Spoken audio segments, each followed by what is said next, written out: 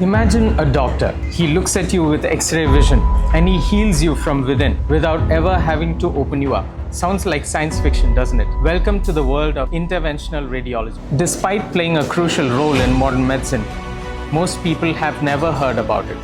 So I'm going to introduce you to interventional radiology, why it's one of the less known specialties in modern medicine, and how it can potentially save your life.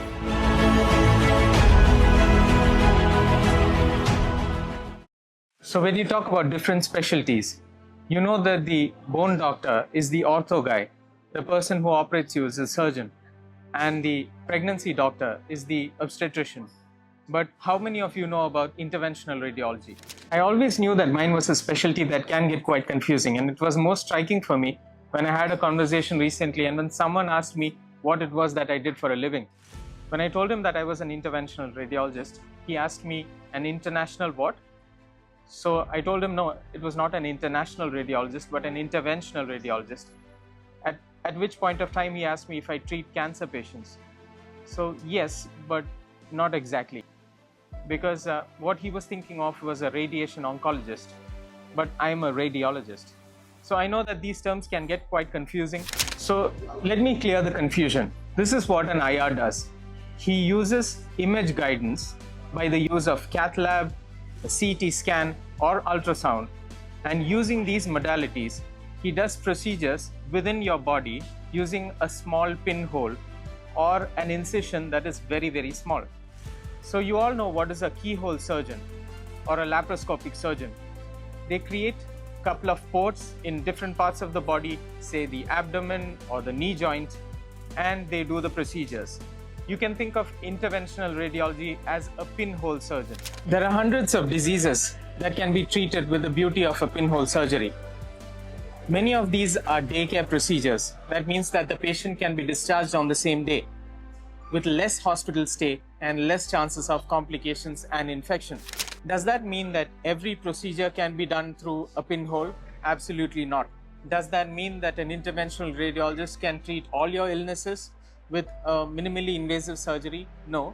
But does that also mean that many of these diseases which we previously thought were inoperable or which could not be surgically removed, or many of these life-saving procedures can now be done with a pinhole? The answer is a resounding yes. For example, if a patient has a stroke and you're able to bring him to the hospital on time, an interventional radiologist can go through the blood vessel and retrieve the blood clot, thereby potentially saving his life.